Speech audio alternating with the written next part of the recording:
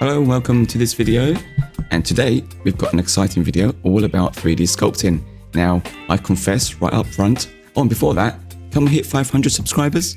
I think we can. If you like my content, please like and subscribe, it means a lot to me, and thank you for that. So yeah, back to sculpting.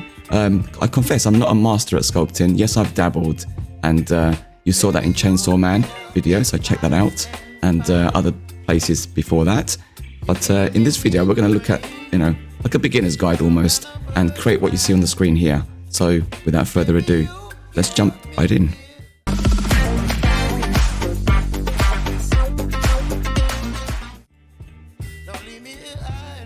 Alright, over to Blender, and we have our default scene, which I'm going to select these, and phew, they're gone. Delete those, poor cube. And I created a very quick sketch just to sort of get the ball rolling with this, because I wanted to have an accessible kind of session with this. So nothing too radical, nothing too ambitious, and I think this is a good way of learning the tools for sculpting, at least one of the good ways anyway. And I recommend you just jump right in and just play around with the sculpting tools. That's probably the best way to learn. And check out other videos on YouTube, of course. There's plenty out there that can do this way better than I could. But for the purposes of this video, I think this is a good starting point. And I certainly learned a few things in this video as well. So what I've done so far is just drag and dropped the sketch that I created. And you can see it's fairly simplistic. And the idea is we've got this element in the middle, which kind of tapers up to a point almost. And above that, there's a floating crystal of some kind or rock. It can be whatever you want it to be. And in the background, there's some kind of structures which kind of just go out in a fan-like fashion, if that's what we want. So yeah, I'm just setting up the reference image, and turn off the perspective so it doesn't get in the way of your viewport, and disable the selection for that reference image so we don't always select it and fiddle around with it. So place it roughly like that, and I'm going to start with a cylinder. I think 8 sides is what I'm after, because you'll see that the sketch has got kind of like a faceted object in the middle. So I think 8 sides would be perfect for that. And yeah, that looks about right. And let's jump into edit mode, of course. Before we do that, you can see there we've got these faceted sides, which is why I'm using an 8-sided cylinder. The only thing is it's slightly off in the rotation, so you need to rotate it. Object mode is fine, or edit mode is fine. And I believe the rotation value should be 22.5. So there can be minus or positive, doesn't really matter. 22.5, that will have the front of the cylinder facing us in the front view, which is what we want. Okay, let's switch over to wireframe and into edit mode, which you can also access by the tab key. And let's select some vertices and scale these in and move them up to roughly something like that. And bring up the base as well. So it sits on the 0 position there. You just enter that in the top right there. If you don't see that menu on the side, just press the N key, N for November, and that will toggle that side menu for you. Right, so with that done, that looks about right, that's good. Let's switch over to face mode and select the top face. We can press I to inset. Something like that. Then we want to extrude that. Make that a little bit smaller actually. Extrude that up and scale it down. So E to extrude, extrude, and S for scale. And there we have it. We have our sculpting object. We're not done yet. We need to get rid of this bottom face, so select that and delete it.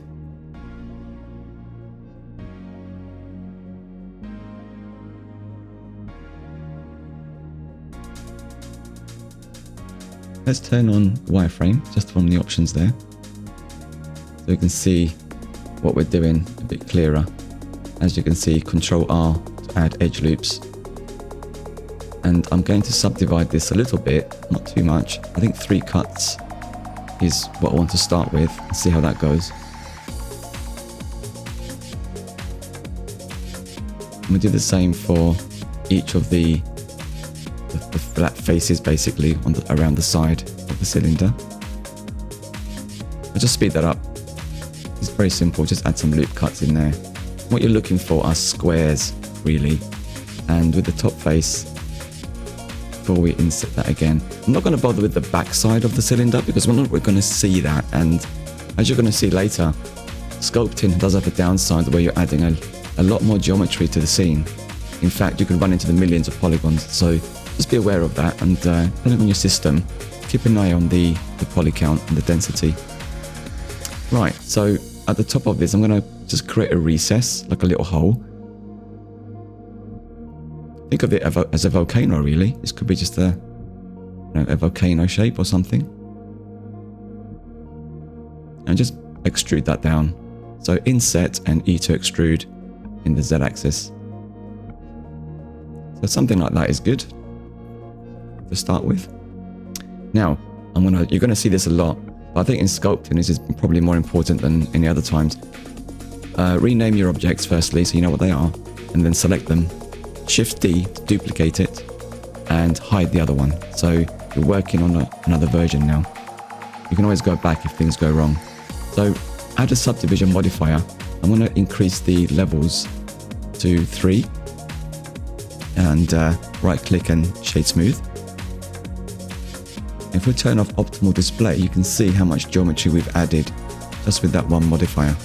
It's quite dense already. Now I'm going to turn on statistics, and just as you work on this, keep an eye on the top left there, and you'll see how much poly count and the faces increase, of course, as we progress. So with that done, I'm going to put it to 4. Might be a little bit dense, but that's probably what we want actually. Again, make a copy and start working on the latest one. And with that, let's apply the subdivision modifier. I know, crazy, right? But we need to do this, and some would argue that you can use a multi-res modifier. And that's true, certainly you can do that. But for this video, I want to keep it pretty straightforward. So high density object, baked in, and over to sculpting. So here we are, sculpting. So immediately you can just start drawing. Now obviously with your mouse, click and drag over the object, and effectively you're drawing. So I'm going to switch to a madcap and make it that red, which seems to be a little bit easier to understand what we're doing in the viewport.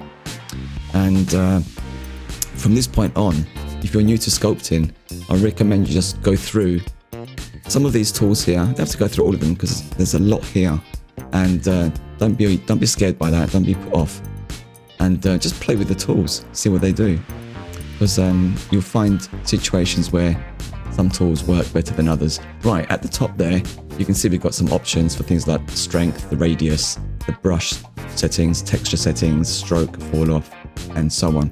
Now on the right side, we've also got the same settings under the tool options properties just on the right hand side there. So you can see they're the same. It's always a good place to look. Keep that open while you're sculpting. And that's where we can add textures. And think of textures like brushes, although technically they're not, but they give you like a template or a stencil effectively to your brushes. Give it a bit more character. Dynamic topology at the top there. We've got symmetry, you can turn on and off. We've also got radial symmetry, which is quite cool. You've got the same options down here, of course. So again, I encourage you to maybe just pause the video and have a look around, familiarize yourself with the tools a little bit, see what they do, and play around with changing the brush size and the strength, and see how that works. You can see there, fairly straightforward stuff, similar to Photoshop if you've ever used Photoshop or any drawing package. You can also right click to access the radius, strength, and other options. Okay, so holding down the F key as well and dragging your, I think, left click and drag will also change the brush size. That's F key, click and drag. Let's have a look at some of these tools on the left side. Clay strips is very popular. You'll see that a lot in videos. Smooth does exactly what it says on the tin. Now, important bit this, turn your smooth strength down to something like 0.2 or 0.15. And I'll show you why in a minute, because while you're drawing or using any other tool in sculpting, if you hold down and press the shift key, that will give you smoothing. Right, so this part here is also important. Hold down the control key in any tool, that will give you the opposite effect. So instead of going out, it will go inwards. And if you hold down shift, that will start the smoothing operation, which is why you don't want it set to something like 7 or 1, 0.7 or 1. Way too strong, and you basically destroy everything you've just been doing. So turn the smooth strength down to 0.2 or 0.15, whatever works for you. And here I am just exploring some more tools and see how they behave. It's fair to say that Blender is an extensive program, right? It offers so much potential, but it can be daunting. And I'm sure if you remember when you started using any software, you're maybe a little bit, put off by all the options. But now you look back and think, yeah, it's easy, relatively speaking. So it's just about being familiar with the tools. So certainly jump in there and see what happens. It's all fun. It's all good. This blob one's quite nice. We'll use that later, actually, in the background structures. Crease is good. Very good. You can tighten up some areas and create creases just like that, just by... I'm clicking and dragging, by the way, like I'm sketching, and that adds on top, that adds the effect, that increases the brush effect that you're using. Well, smooth is smooth. Flatten, probably not the best example on this object. That will flatten something, obviously. Something I can't really get it to work as well as I expected there, but I'm sure it works better in other objects once we have some detail. That's fine. The strength, let's just change that to 1 and see what happens. Yeah, you can see that. Much more pronounced effect now. Cool, so now we know what that does. So yeah, just exploring now. See how you get on. And just carry on messing around with these.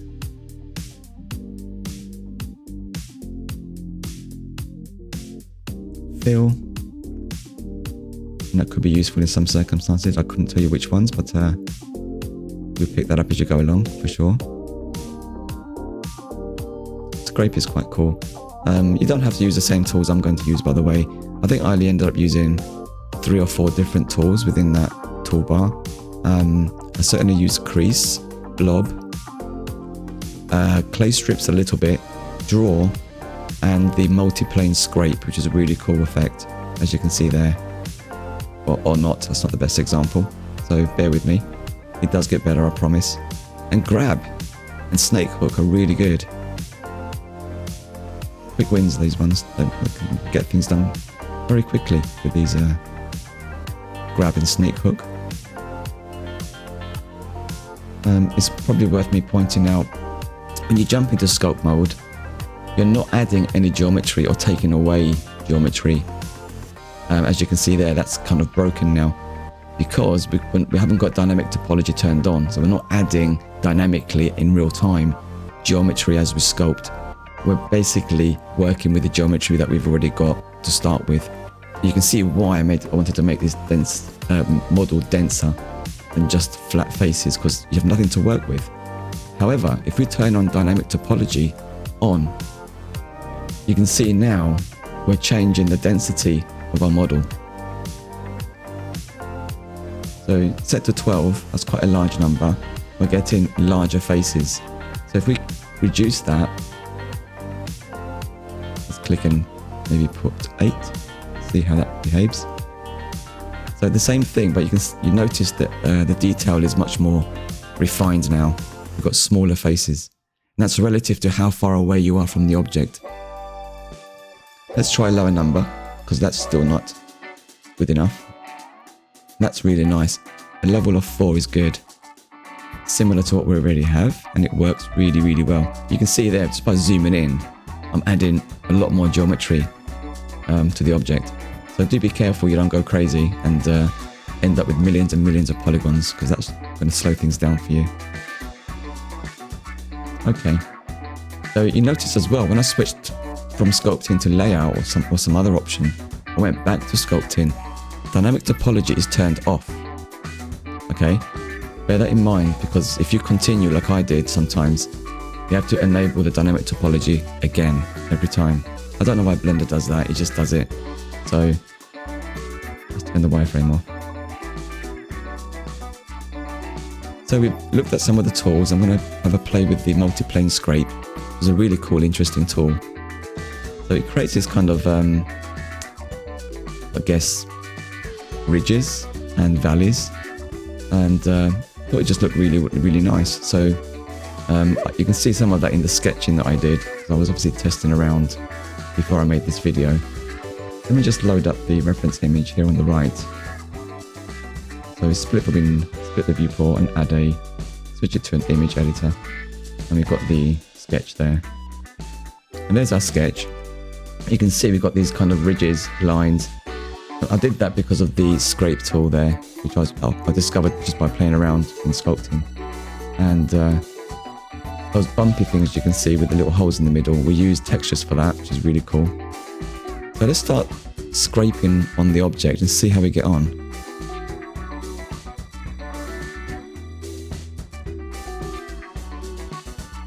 So work your way around the model and create interesting shapes and patterns.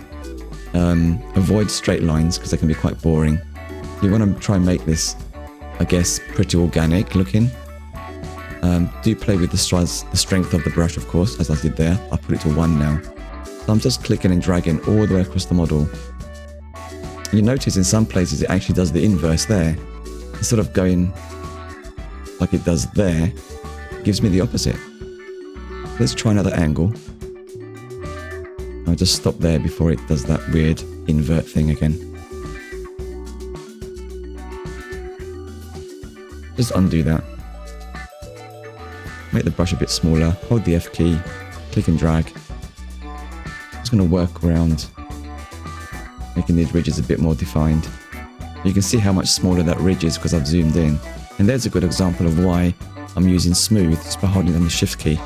So 0.2 is probably still a bit strong. So let's try 0.125. Go back to our multi-plane scrape tool. So as I'm doing this, I'm holding down the shift key and just dragging and smoothing out any geometry. Back to scrape and smooth. That will also fix any glitches in the model, like intersecting polygons and faces. So I encourage you to do that and get into the habit of smoothing as you sculpt away. So take your time. This is new to you. I'm learning as much as you guys are as I go along this video, and it was really great actually, especially with the textures. Very interesting. I'm just going to continue doing that, changing the brush size, the strength,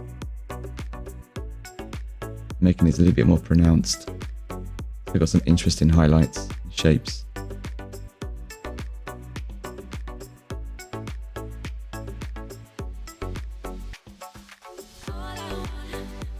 Also, if you're an owner of a graphics tablet, so you have a stylus, that's the best way to sculpt. I did that once many years ago. I sculpted a candle with dripping wax, and it worked really, really well.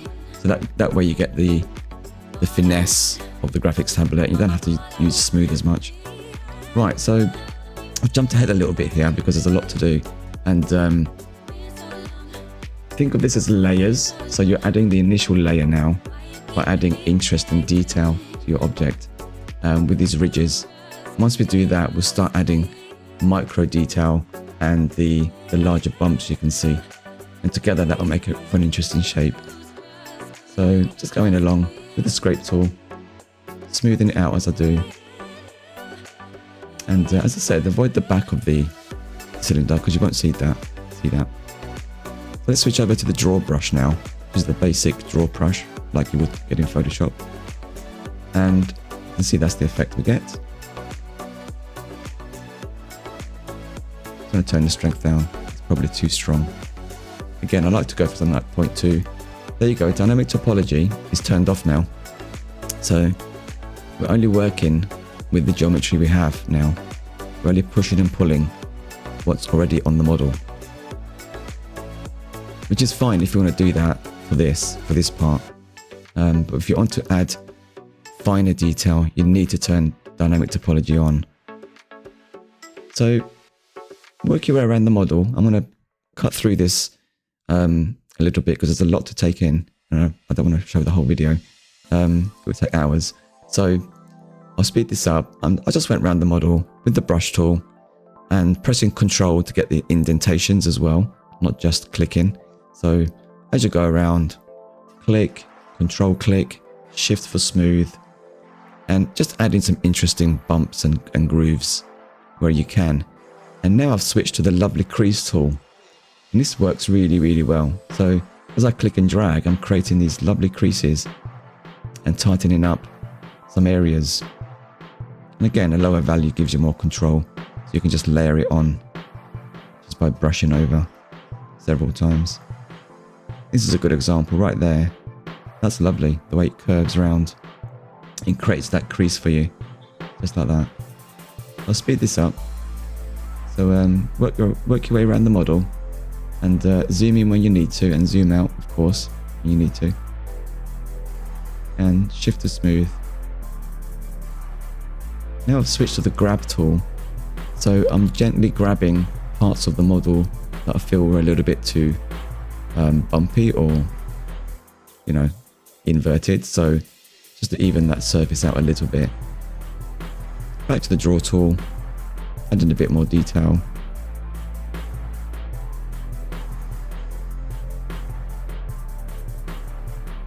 This is great fun. I have to admit, I really enjoyed myself with sculpting, and but again, I'm not the master at this at all by any means. I learned a lot doing this, and I'm glad I did that, and I hope you guys do it too. Learn something new and exciting. And as I say, don't be afraid of it. It's not, you know, totally daunting. Right, some texture maps. These are some of the textures I created. Black and white grayscale, of course, and slightly blurry. That's really important. I think from what I've seen, I understood my research, avoid having pin sharp pixel textures for the draw. So with that, how do we add a texture map to our brush?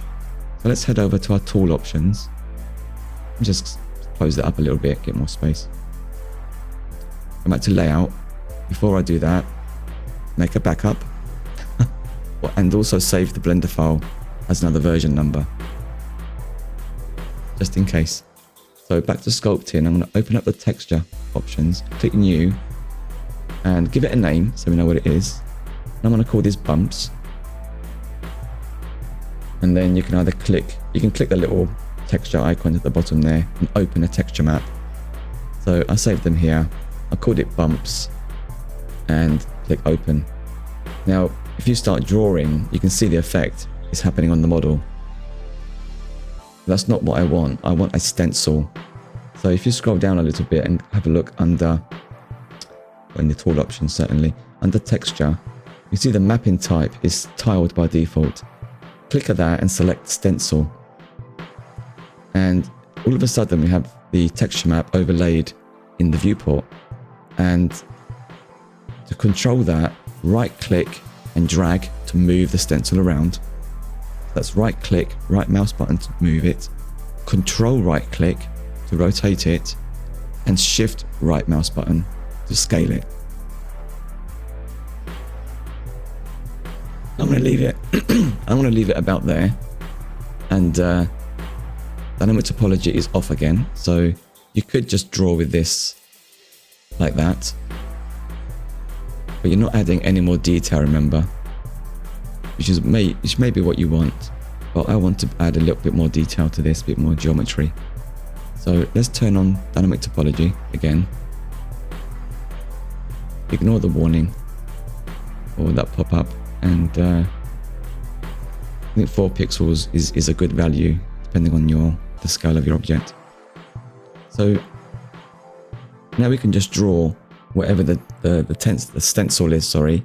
And change your brush size, of course, and the strength, and make sure that you rotate your object and view it straight on when you're doing this. Don't do it at an angle, because that will just skew the geometry, stretch it along the sides, which you don't want. I'm just going to turn on wireframes, you can see what I mean.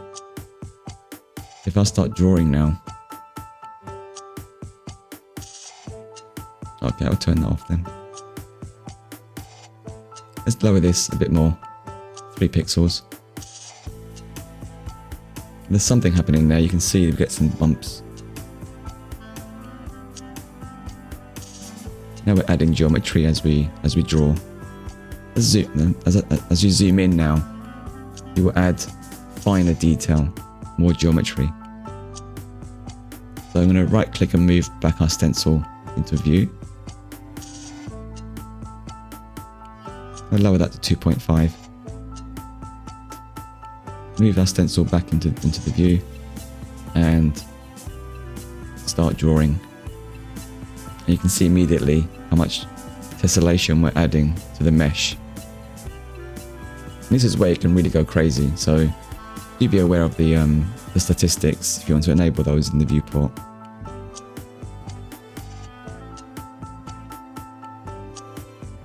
I think with sculpting it's important to add detail where you need it and lower density detail where you don't need it, where it's not important. So that's why I'm not going to bother with the back of the cylinder.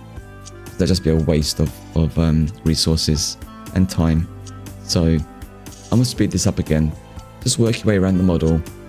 Very simple, just drag around, rotate the object and add some more details. Again, holding down shift to smooth where you need to smooth it. Make the brush larger so you can cover areas like this much easier. I really like the effect how it does that. Just clicking around the model, and once I've done that I'll hold down shift and just smooth it a little bit. It's looking almost like a, I don't know, almost skin-like, maybe a rhino skin, but you can certainly do so much with this. So once we've done that, we've added another level of detail now, as you can see there, in this lovely glossy red matte cap that I've got on. Always looks good like that. We've got some nice flowing lines there. So again, back up guys, and hide it from there in the outliner. Back into sculpting, and of course our dynamic topology is turned off again. And what I'm going to do now is change the, we're going to create these things. I don't know what you want to call them, things, and I've got a texture for that. So let's close that and open a new texture. I'm going to call that bulbs, not light bulbs though. And head over to our textures, and I made this very simple texture. I'll share that with you guys in the video description. Download that and use it, have some fun with it. There's our stencil again. We're going to use that to create these bump things, bulb things. Right, here we go. Turn that on. And the detail should be fine at 2.5.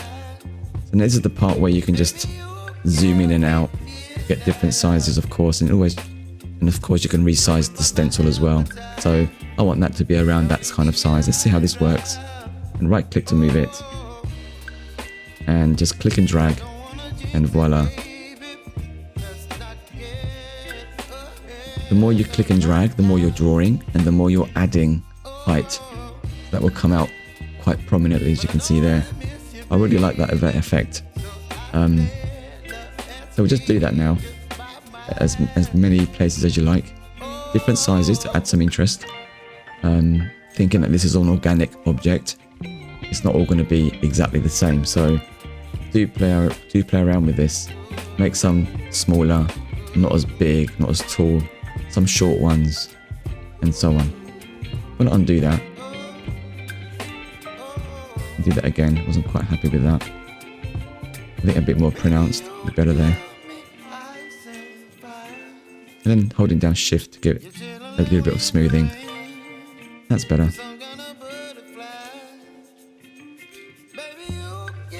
And statistically, you can see there in the top left, we're now up to 700,000 triangles.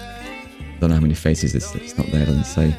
But we're already nearly hitting 1 million just with this. So do be aware of that. And you watch that number increase as I add another one now. From 726 It's actually gone down. Interesting. Obviously the detail level I've added there was less than what was previously there. That's how efficient I am, guys. As I said, try to look straight onto the object. And click and drag. I just love how that kind of grows out of the object with that texture. Really effective. Very cool effect. And you'll notice this in many videos, like, I don't know, if you're going to sculpt a character and it's got maybe things like buttonholes or even zippers, hair details, skin texture. These are the kind of techniques they would use, I guess, to create the details. So all done with the bumps texture now. And this is what it looks like back in layout mode. Very nice. Let's switch it over to, not that color. That doesn't look so great. I don't know why I thought brown would look nice, but nah. Shade smooth, because it does seem to turn that on and off every time you sculpt. So not on and off, but change the smoothing. You can see there in wireframe how much density we have. Way too much there. And you might want to think about decimating this object once you've sculpted it. Make a backup first, of course. But you can certainly reduce the poly count, either in Blender or with some other tool like Instant Meshes or other software you may have. I'm going to turn wireframe off. You can see we've got just over 1 million faces now. I think this looks really nice, this madcap. Very cool. Could be a theme there for a design. And another backup, shock horror.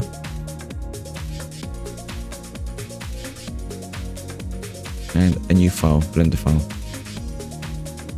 So that's why I add numbers at the end. I just click the plus button and it will increment the number of the files. Right, let's add an icosphere. And I don't have to use sculpting for this, but I will because it's a fun little quick thing to do. Make that quite small and give it a bit more detail. So we need detail for sculpting. Shade smooth, and let's just change the madcap again so we can see a bit better.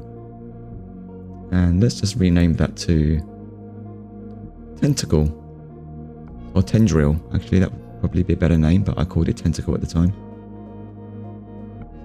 So I kind of made this up as I went along, if I'm honest, and after the sketch that was enough for me to jump in, and I then imagined these kind of tendril things coming out of these little holes like you would see perhaps on a coral reef or in nature. So a quick way to do that is just to create an icosphere and just pull out some faces, some hooks. So I'm going to use the snake hook tool for that. But remember, we do need more geometry, so we have to turn on dynamic topology for this and have a low number so that we add sufficient geometry to get the look we want. So you can see immediately there what happened. And that's probably a little bit too much, so let's try 4. Get the brush smaller.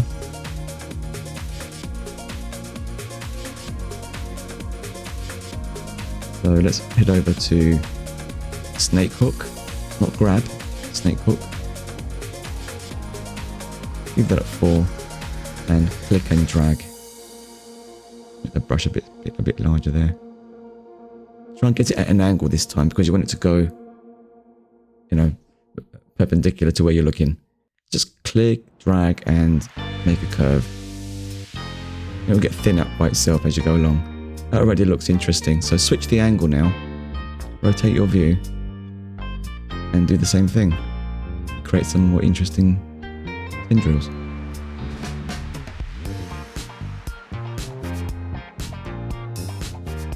That's all right. Oh, it looks like a tooth now. Ouch.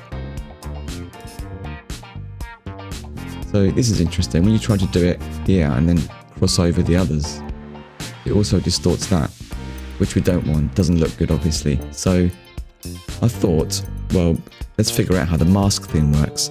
You can just draw a box mask. Very simple. Select it, click and drag. And now we've masked those elements so it doesn't affect that part of the model now. So let's try the same thing again, see what happens.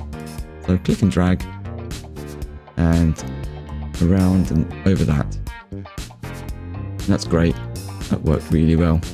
But we've got an overlap, so let's use the grab tool. Let's just shift it a little bit, make the brush quite large. We've still got the mask, remember, so we're not shifting the other polygons there.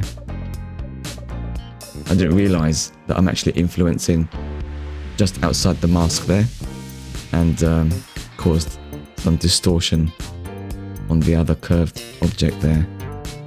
So you can continue to use the mask there, you can keep adding to it as you can see. And to clear the mask, go to the menu and select clear mask. Alt-M is the shortcut key. Then I've realised my mistake there, where I've just also shifted that. So just head over to the smooth tool, increase the strength, and click and drag a few times until it's nice and smooth. And I figured I might as well do these as well. Just give it a nice once over, like that, just to even out the shape a bit more. And that will do. That looks interesting, alien almost. Now you have to go around and, important, note this, don't create a duplicate object, create a duplicate linked object, i.e. Alt-D, not Shift-D. Is that way you can see when you edit one, you're editing all of them. Also, you apply the materials to one object and it applies it to all of them as well. Save you a lot of time. So this trick's good. Use a 3D cursor. So shift right click to project the 3D cursor onto a surface, an object in your scene, or anywhere in your scene. Here I'm going to project it into the hole, and then with the object selected, the tendril selected, hit Shift S and select Selection to Cursor. And I'm going to switch over to the Rotate and Transform tool, and I'm going to local mode for this, not global. That way I get all the axes local to the object as it was created. This makes it a lot easier to rotate it cleanly, if that's the thing. So now it's just the same again. Alt-D to create a duplicate link, right click to leave it there. Shift right click to place your 3D cursor somewhere else, like that. And then Shift S, Selection to Cursor. And now you can just use the same tools to orientate the tentacle. Give it a bit of rotation, so it's a bit randomized. Now to be fair, I only created one tentacle for this. But you can see how easy it was to create these things. So you can create maybe 3 of these or 2 and just switch them around in different places to create a bit more variation. So I'll continue to do that for all of the model. And also, you don't have to put these everywhere in every single hole. Leave some of the holes empty just for some variation, and increase the size, the scale of the object's tentacle according to the hole that it goes into. So duplicate, position, orientate, scale, and repeat over and over.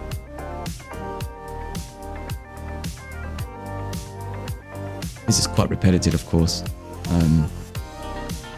You're doing the same thing over and over again, but at least this way you're getting some excellent results. And there you go. That's what I stopped with. Got some nice shapes there, got some different sizes. And if we go back to the first one, remember this is a duplicate linked. So just to illustrate that, if I select these vertices and pull them out, you can see there they're all shared. So what I want to do is I want to make this waist, if you like, part of the tentacle a little bit thinner. So either in wireframe mode or X-ray mode, select that tiny part there, turn on proportional editing, and use the mouse wheel to scroll the size of the influence of the proportional editing. You can see we're just going to tighten that up a little bit. Gives it a nice, I think a nicer shape, interesting silhouette and shape. And of course that will update all of the others as well, because it's a linked object. I think that's looking pretty cool. And feel free to go back to sculpting if you want and add more geometry to the base, more details. I mean, you really could do anything here. So yeah, have some fun with that. Head over to sculpting. And that's our base done. So let's have a look at this crystal rock thing. And Blender comes with a rock generator. So if you Shift A to add something, select rock generator. And at the bottom there you've got some presets. So I'm going to select asteroid. Arguably that's like a crystal, but not really. I mean, subjective, right?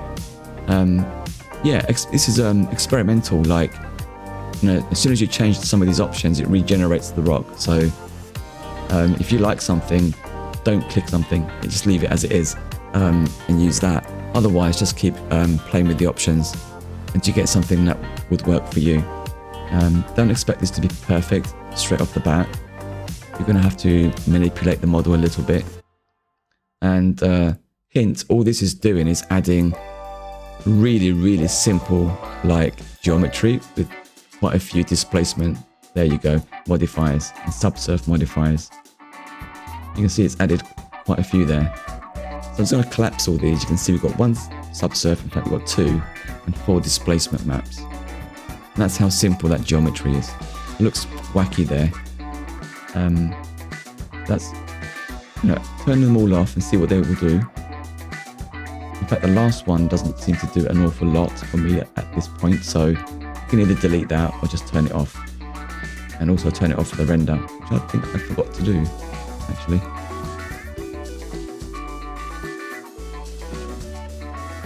Right, so now I thought I want it to look more like the crystal in the sketch, so it's kind of more symmetrical.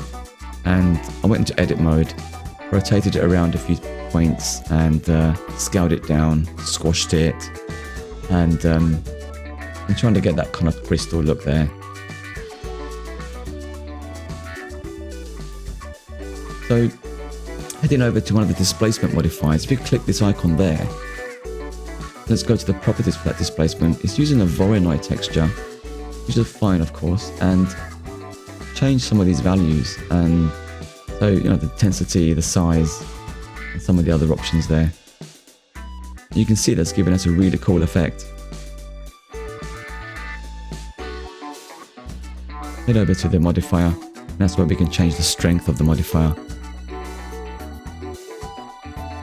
So this is a really nice way of creating many different objects that look organic and rock-like.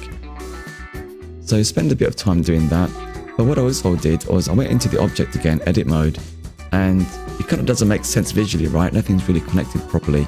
So I selected these vertices, pressed the J key to join them, and that allows me to start adding a little bit more geometry and to manipulate and force the object into more of a crystal shape that I drew in the first place. So very simple, you know, geometry there, just a few vertices.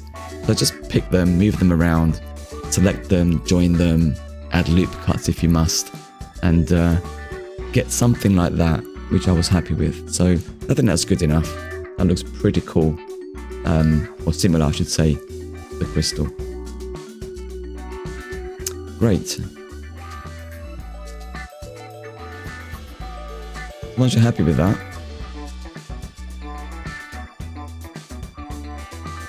right, let me just make these edges a bit more pronounced if I can.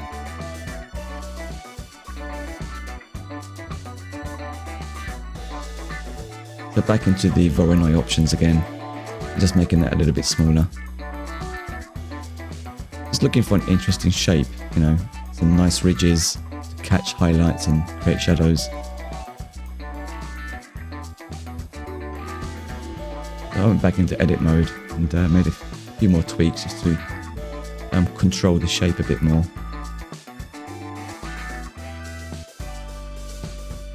Back to the modifier and adjust the strength to suit.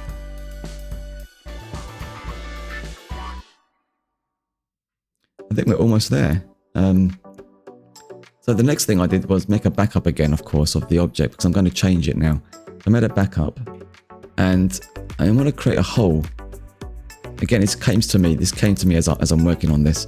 I thought having a hole in there in the top would be quite nice. Then we can have a light inside the base, and that will shine through up into the crystal. And if we add a volumetric cube or volume scatter to the environment, or a cube around our scene, then we can have these God rays coming out from out there and being visible in our render. So just using the, if you press C, you get this kind of brush selection tool, using the middle mouse button to deselect some bits there. So make a selection anyway in the top part and just delete them, those vertices. And I'll speed this up. I was just adjusting the size of the crystal, and this is what I thought of, how the rays would look coming out.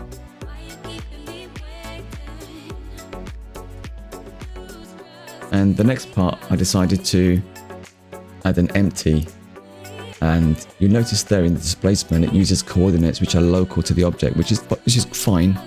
But I wanted to add a plane axis, empty plane axis.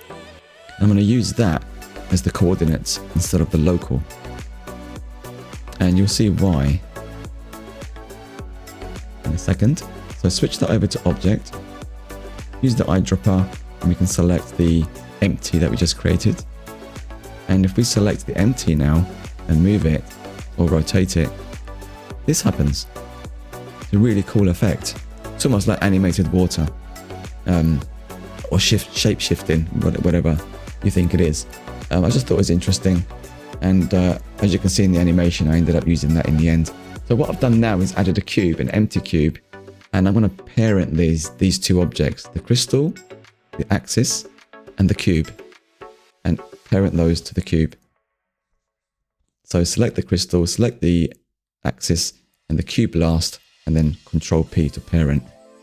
That way you can control that as a group as well.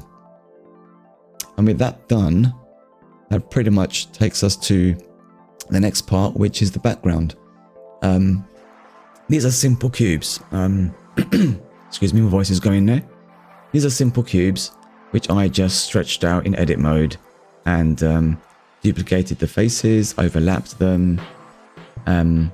Think of them as intersecting Lego blocks, basically.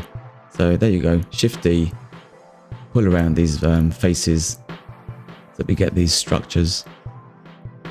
Avoid having faces sitting on top of each other though. That's really important, like that. You want to pull them out, in and out, so they don't overlap in exactly the same space. That would be bad. So I'm just making more copies, shifting the polygons around, get some random shapes going, and we don't need the bottom of these, so we'll just delete those. So it's really easy shape to make, and I'm going to copy that and create 3 or 4 different variations. So a tall one, a medium one, and a small one. So select these, go in and shift them around basically, and there we have 3 different variations of that. And now we can head over to sculpting, and I'm only doing this in sculpting. I wouldn't normally do this, but you can use a displacement modifier as we saw with the rock. But this is all about sculpting, this video, right? So I wanted to just keep practicing the sculpting, so for my benefit as well as yours. I really like this effect that it's doing here. Again, it's not the best way to do this because it's adding a lot more geometry, and we can easily do this with a texture map or a procedural shader using a displacement or displacements and subdivision. But I enjoyed doing this sculpting, so I hope you do too, and take the opportunity to learn some of these fun tools to play with. So I loaded that texture up. You can see there on the right this kind of fractal looking thing, texture that I grabbed from somewhere. I can't remember where, I made it from somewhere. And I'm using a stencil again, so I'm just working my way around. Here I want to use the blob tool. So in the stroke, play around with the spacing and the jitter. Just like you would do in Photoshop, you can change the brush parameters. Same thing. So I've changed the spacing and the jitter amount. Now we're getting some gap between the blobs.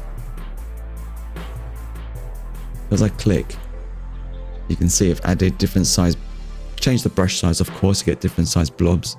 And oh my goodness, we're almost at 1.9, well, almost 2 million edges. Oh well, it's good fun. Look at that, it looks great. Let's decimate that and see what happens. So decimate is basically reduce poly count. So I'm going to try a value of 0.5, which is 50% effectively. Let's see how that looks.